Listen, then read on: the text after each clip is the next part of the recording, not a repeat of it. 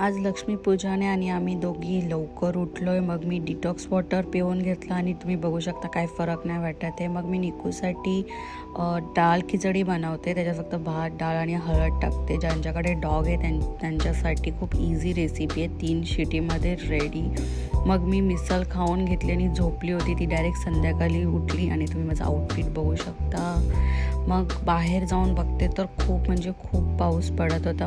मग मी गेली सोनूकडे आणि तुम्ही बघू शकता त्यांची रांगोळी किती मस्त आहे आणि अजून चाचीची तयारी चालू होती। मग मी गेली प्रियांशकडे, बघा प्रियांश किती हेल्प करतोय आणि मग त्यांच्या बाहेर पण मस्त रांगोळी होती। आणि बघा ये परी आणि चाचू आज हार बनवतायत आणि चाचीची पण इथे तयारी चालू होती। आणि आता तुम्ही इथे प्रियांशचा आउटफिट बघा तो कसा दाखवतोय आणि मग मी परत माझा आउटफिट दाखवते कारण मी बोर होत होती।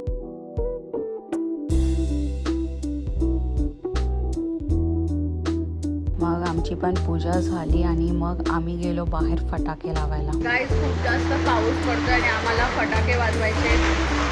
बिचारे सकाळपासून मेहनत करत होते फटाके वाजवण्यासाठी आणि यांचा प्लॅन फुल झालाय।